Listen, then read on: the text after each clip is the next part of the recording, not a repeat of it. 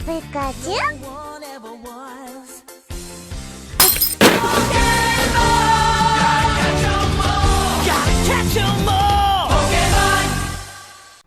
Before I get into the intro of this video, this is essentially part 3.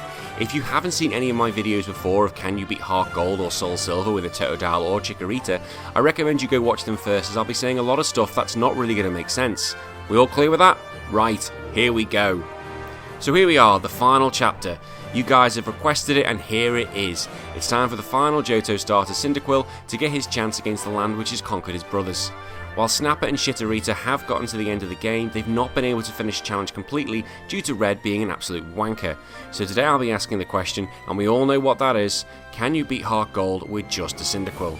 Now the rules are the same as the previous videos. I can only use Cyndaquil in battle, no items can be used during the battle, I can't use any trades, and no glitches. And like the Chikorita video, I won't be going heavily into the story because that's already been covered in Snapper's video. Now everyone, go get a beer, sit down, and let's do this. So we head to the lab and pick up the saviour that is Cyndaquil, and we call him Splinter after Hamato Yoshi from the TMNT. I checked the bad boy's nature and is modest, which is great for Cyndaquil as he's a special attacking character. The only one downside of Cyndaquil is that his move pool is fucking shit. I try out my brand new powers and I'm already level 10 before I go see Mr. Pokemon. Fuck me, they were struggling at names at this point. Mr. Pokemon, never to be seen again, unless it's a prison for him bum-fucking a Clefairy. We face our rival's Totodile, and it hurt me just to put the thing down, but I have to remember that that is not Snapper, he's just a cheap imitation. Although I did earlier say its move pool was about as shit, Cyndaquil does have access to Smokescreen, which is going to be a big help going forward. I get back to the lab and decide to call our rival Period, because he reminds me of full stop, the end of a chapter. Yeah, let's go with that. We start our adventure and get to Violet City, where we visit the Sprout Tower. This is extremely easy due to the fact that Splinter could in reality just burn the whole thing in seconds. Splinter uses Murder Everyone. I face the Elder at the top and it's a bit of a pushover really. I head to face Falcon, who's still using Daddy's Pokemon with Splinter at level 16. The ever impressive Pidgey went down to 1 Ember and it was on to godlike PIDGEOTTO. The Smokescreen strategy was out due to the wanker having the Keen Eye ability, but I need not have worried because it went down in 3 Embers. The fuck? The other two had to use some effort, and Splinter barely farted to win this fight. I play around in some caves and avoid anything that looked like a rock, and arrive in Azalea Town. I start the game's story against Team Rocket in the Slowpoke well, facing against Proton, who has nothing against Splinter's ninja skills. Well, and more likely the fact it's level 21. Before we leave Azalea Town, it's time to face my rival, Period, who has added a Ghastly to his team, but it goes down in 1 Flame Wheel. His Totodile has evolved to Croconaw, which could be a worry. I start using Smokescreens to stop being hit by any potential water moves, but he keeps using Scary Face for some reason, even though when I've got a lower speed on him. He just keeps using it. Just attack me, you fucking knob. I eventually get a burn and I'm able to chip away with him until he's knocked out. His final Pokemon is Zubat, which offers absolutely nothing to me. Zubats are so fucking shit, I have no love for them at all. Bye bye Period, come again another day and then try and piss me off. I play with the Farfetch'd a bit and get access to Cut, which is annoying as fuck. I didn't mention this earlier, but if it's a HM move that Splinter can learn, he's gotta learn it, but at least it's better than Quick Attack I suppose. After this we go to the gym in Azalea Town, which is a bug gym. Yeah, this is gonna be fucking easy. The leader is Bugsy. It's a fucking joke. He's an absolute fucking joke. SCYTHER uses Leer. Oh, don't Leer me, you twat. You're about to burn to death and then you use Focus Energy. Oh my god, Bugsy, you're so shit. Metapod and Kakuna are burned to death in their shells, and Splinter obtains his second badge without too much hassle. We have a quick visit to the daycare brothel and get Lyra's number on my Poké Gear. I'm sure she's going to be pissing me off at some point in my life as I head on to Goldenrod City. Now, in the past videos, here I've picked up Swords Dance, which allowed Snapper and Chikorita to go to Super Saiyan levels 1, 2 and 3. But Splinter can't learn this due to the fact that, as I mentioned earlier, he's a special attacker and his move pool's shit. So I enter the normal gym, the place I feared the most out of his whole run, to face the cow. I was very worried about this because at least Snapper and Chikorita could set up on the Clefairy, making the fight very easy, but Splinter doesn't really have that added bonus, and the cow's rollout would make mincemeat out of our rat, and I was refusing to grind for this fight. So the battle against the Crybaby begins. Clefairy uses Metronome and gets Leech Seed, which is an absolute arse, and I get immobilised by Love several times. Second time round, I get past Clefairy with a critical Flame Wheel, and it was onto the cow. However, Miltank used Attract, which stopped me using any moves twice. Attract is such a shitty move. I get lucky and it doesn't use Rollout and goes for the Stomp, which allows me to get a Smokescreen in, but it means absolutely nothing as she finished me off with another Stomp. The cow really does have a good arsenal of moves, and this is going to remain a challenge for any trainer. Third time, Flame Wheel removes Clefairy with ease, and the cow goes for Attract and Stomp again, easily winning against me. Fourth time, I just kept getting fucking flinched. Fuck this cow. I swear to God I'm ordering a beef chow mein after all this. 5th time, it decided to use a different tactic, and by not using a track first with Stomp, which actually allowed me to get a smokescreen in, it then missed the track, which allowed even more smokescreen. I kept using smokescreen until a track finally hit me, and that ended the match. The 6th time a track was in play, but I managed to get 4 smokescreens in. I was at 3 HP and I thought I'm going to have to start attacking and go for it, but then finally it went for a rollout and missed, but love stopped me going any further, and that was that. The 7th time, it went for Stomp again, allowing me to get smokescreen in, and that was its downfall. I went on the attack and finally I took it down with an Ember. I was so happy this was out of the way, and also so happy I didn't give up and just grind. Had the AI consistently used rollout instead of Stomp, I really didn't know how many attempts this would have taken. I never understood why this was, because surely it should have known. Rollout is super effective against Splinter, it'll kill it in 2. I left the Cow Witch with my sanity intact and went to go play some coins. I actually realised there could have been a move I could have picked up, and that was Flamethrower. This move was an absolute powerhouse for good old Splinter. I headed towards the park and started burning everything in sight. And by this time I was really in the mood to kill a few Pokemon. After cooking all my opponents, I went over to the Shudo, where I simply, even with a non-effective Flamethrower, I was able to take it down in 2. I head to Ecruteak City and had my first duel battle. Now I only had Twat 2 in my party, which is a Togepi, and it didn't really help at all. It's like having that baby Yoda with me when I do all the fucking hard work. I arrived at the city and obtained Surf from beating the drunk guy on the stage, although I really can't see Splinter needing that for some reason. I went to the Burn Tower and faced off against Period again. Ghastly went down in 1, Croconaw was blinded but still kept going for Scary Face, you absolute moron. I managed to burn its face off in 2, with Zubat and Magnemite offering absolutely nothing to me at all. I send the doggies on the way, never to be seen again, and one day I actually may try and catch them for this run. I head to the Ghost Gym and have no real problem with the lackeys, and now it was on to Morty, who could be a real pain in the arse. He first sends out Ghastly, who as we've seen dies in 1. The first Gengar does a bit of damage with a Sucker Punch before being sent to hell by a Flamethrower. Haunter comes out, and this thing is normally a problem, but because good old Splinter is faster, it means I'm able to finish it off with the Flames. The final Haunter comes in, and again I'm faster, so it's taken down. I'm surprised I won that first time round, and quite easily really. I was hoping this speed would help me later on down the track against Blanker Boy Red, if I got that far. We head west and start burning everyone to death to get that sweet Kentucky Fried EXP. I head to Halloween City, where as usual I headed up to Lighthouse. Now it did have the potential to be a pain because of the sailors, but Splinter was far too strong for them, and it would just evaporate everything within 2 moves. I get the usual request to get the special medication. Before that I go fishing, and look what I found, a corally thing, when it was happy and joyful and not been destroyed by the world around it. I landed in Signwood City and decided to face Ucene for the extra EXP. His Drowsy goes down in 1, as is Electrode and his Haunter, so yeah, not really a big threat. Sorry Snapper, bit of a low point that one. The gym itself could be an arse. Now after battling through to Chuck, I was now at level 41, and I was hoping I could do it quite quickly. He first sent out Primeape, which I was able to get down in 1 hit. The Poliwrath came out and I managed to get a smokescreen off before it put me to sleep. He then started using the magic focus punches, and even though I woke up, I was smacked again and knocked out. I was hoping that if I could just dodge the hypnosis, I should be fine. Second time round, I just used Flamethrower, but it didn't work as I was put to sleep immediately, which resulted in defeat. Third time round, I used Smokescreen before Chuck had finally realised that Poliwrath was a water Pokemon and started using Surf. I was able to get a few more Smokescreens in before I started my attack. Hypnosis was now missing, giving me 3 chances to attack, but sadly he got me again with Surf and it was time to try again. Fourth time I managed to get 3 Smokescreens in, but he only got 1 Focus Punch off. Now at this point his Focus Punches started, which were being broken by the Flamethrower, and by doing this continually it meant I was able to knock it out and get the win. I head back to Jasmine and save the day for a poor Amphi. I then met Jasmine back at her gym. I wondered how that was going to go. Burn, burn, die, die!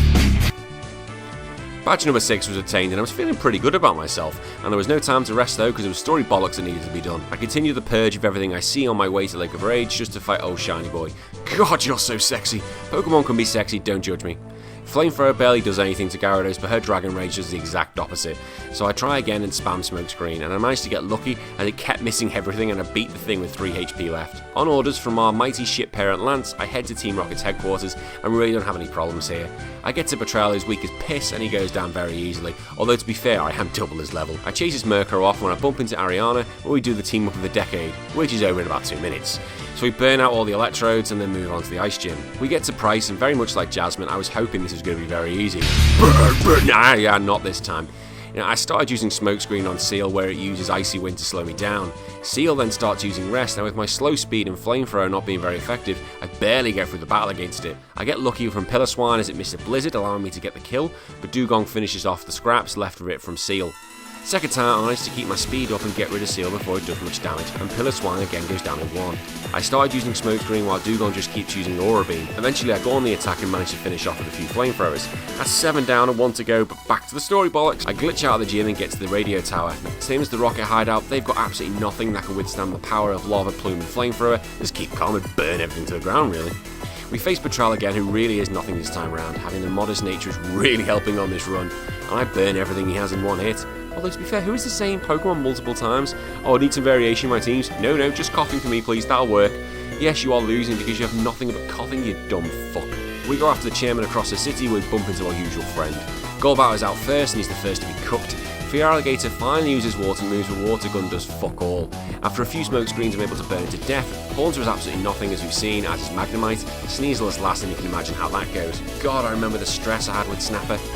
I free the chairman and head back to the radio tower and fight my way up to Proton. He's even worse than Patrol and he's put back in his place.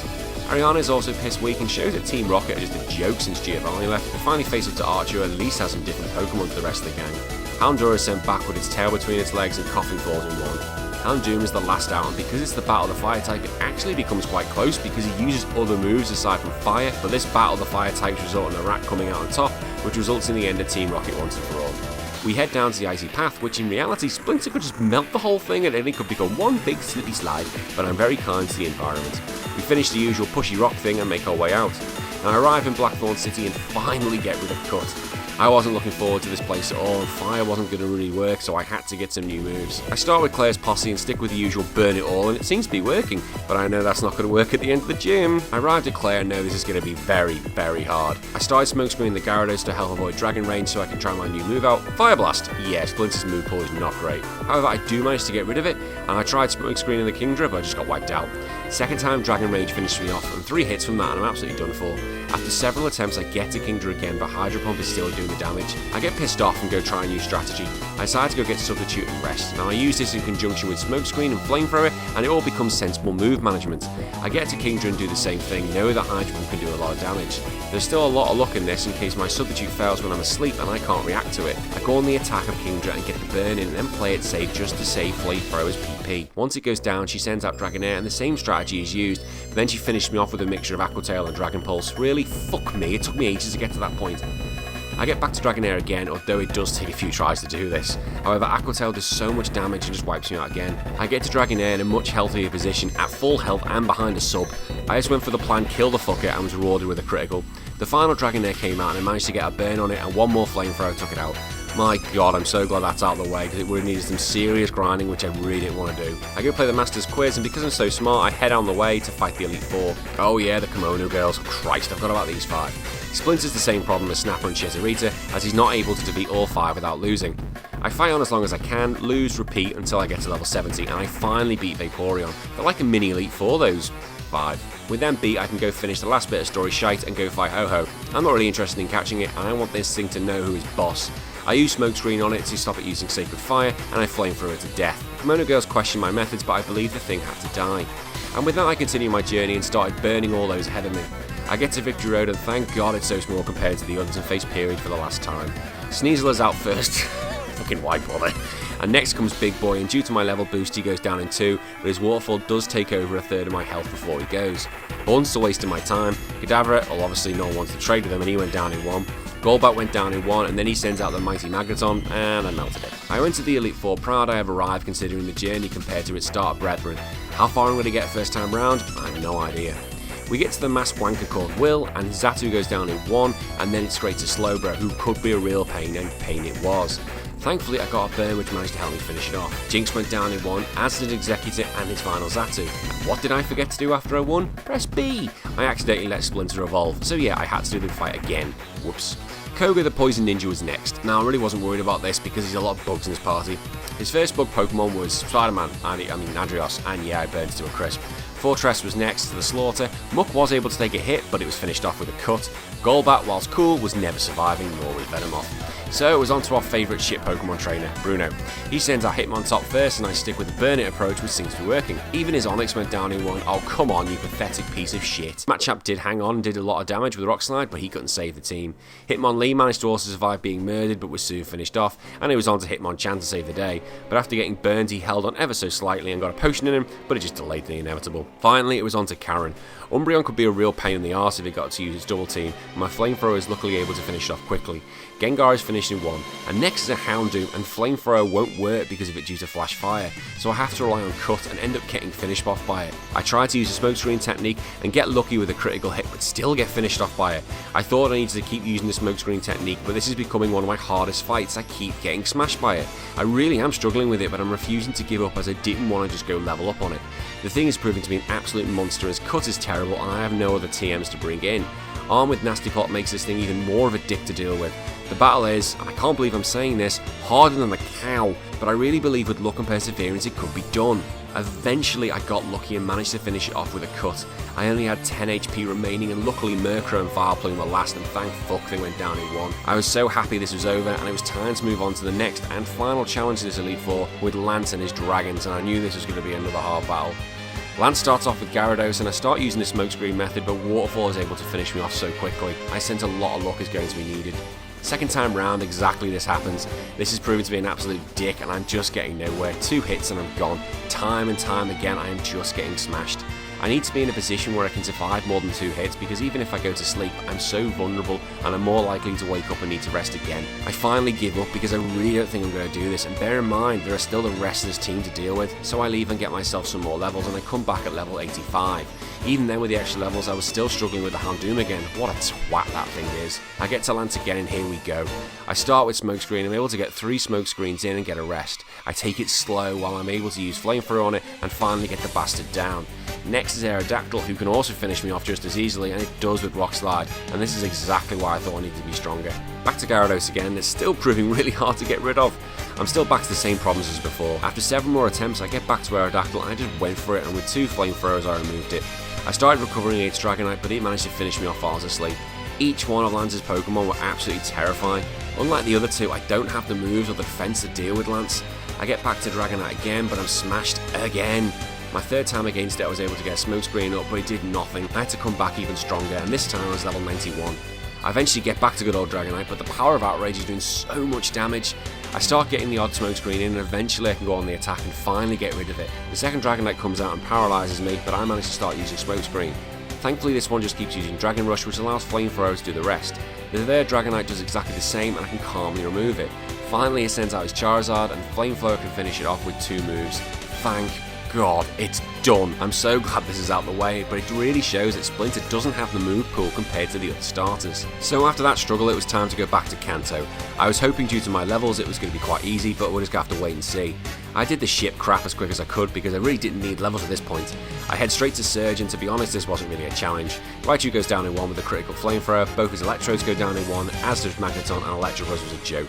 I headed north and went straight to Saffron City to go fight Sabrina. Normally I'd be worried, but not this time. And by the way, what the fuck is on her wrist? Someone needs to give me that answer. Either way, Espeon goes down in 1, Mr. Mime goes down in 1 as well, as does Alakazam. What a pushover. I head west to get the Pokeflute, and this is becoming really now how quick can I get this done. I head north to fight Misty, but to do this I need to get that missing part, waste of time, bollocks. Whilst doing this I make sure I use my new character, Glitchmaster. Look at me, I'm flying! Everyone looks an absolute mess. I beat the thief's ass and now we're all back to normal. For some reason I go fight Erica. Do I really need to show this? Really? Right, so Erica does give it a best shot, God bless her. I'm not even going to go for each one, it's an absolute massacre. Next was the Ninja Janine, and I really wasn't expecting wonders either. Crobat went bye-bye, as did Weezing and Venomoth, and Adrios, yeah, like a dad, pathetic. I went back to Cerulean so I could perv on Misty, but then I took a quick detour to gamble at Celadon City as I needed some new moves, and I picked up the TM Double Team. Finally I could stop relying on Smokescreen against other Pokemon. It was time to take on Misty, which could be a real problem. First was the Golduck, and now thanks for Double Team he couldn't hit me, but then the thing used Psych Up. What the fuck? Thankfully I got away with it and removed it, and Quagsire went down pretty quickly. Starmie tried to fight it out but fell as well, and Lapras fell even with Misty trying to save it. Time to face our man Brock. Graveler came out first and it kept using Defense Curl, which wasn't going to really help it, but then it got a critical Earthquake. I just lost to a fucking Graveler.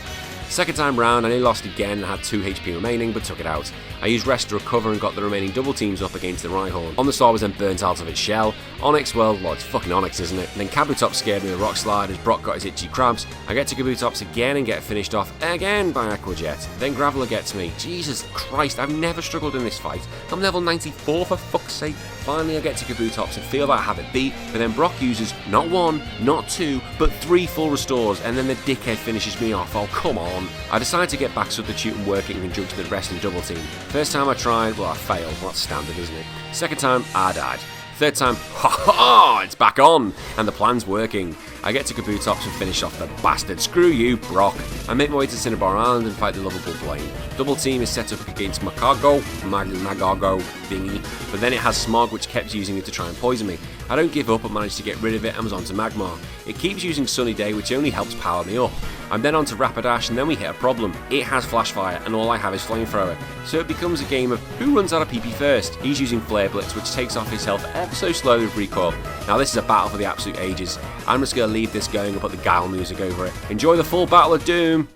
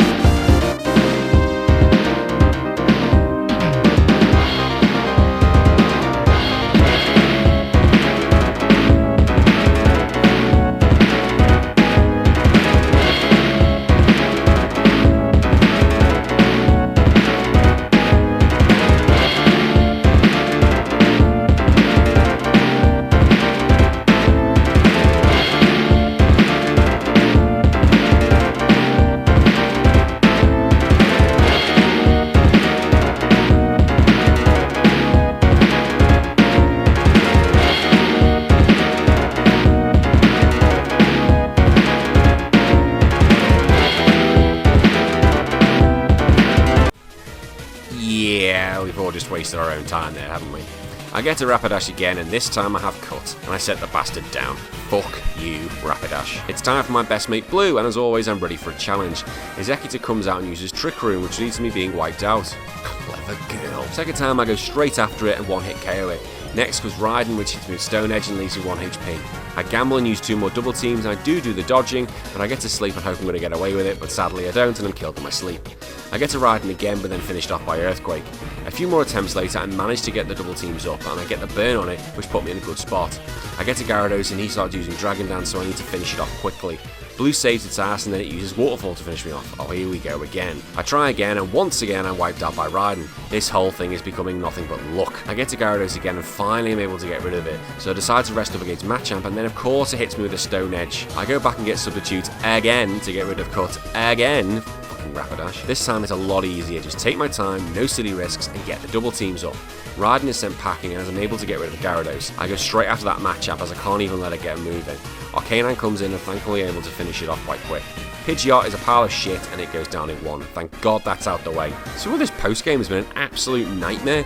But now it's time for the real challenge. The reason why we're all here, to fight Red. Now if you've watched the previous 2 videos, neither Snapper or Shitarita can make a real dent in Red's team, and I've got to do it with Splinter. Well, at least knock out 2 of Red's Pokemon, otherwise Shitarita will be declared the best of the 3. To do this I sat down and really tried to come up with a strategy to win, because I'm not playing the EV and IV game, because I didn't do that for the other 2. Red's team is so diverse and I can't just go in with Flamethrower, as we have a problem with the hail damage which will chip away. Blastoise and Lapras would be a problem against Splinter, as would Snorlax as the special sponge, and Splinter's move pool is shockingly shit. After much head scratching, I came up with a plan and I really think I could do it. It actually involves me using the weather to my advantage. Now my moveset was this: Rest, Double Team, Substitute, and the newly acquired Toxic. So I said bye bye to Flamethrower, which would serve me so well throughout the run. My plan was as this: get the Double Teams up against the Pikachu, and then rest or get the Substitutes in accordingly. When it was safe to do so, put up a Toxic and then let the Poison do its work. Now the reason why I need the weather and the Toxic is because of Lapras and Venusaur. Lapras won't take any hail damage because of its typing, whilst Toxic doesn't work on the Venusaur because it's a poison type. Yes, it's a shitty way to win, but it will work. However, there's only one factor, and it's the fucking Pikachu.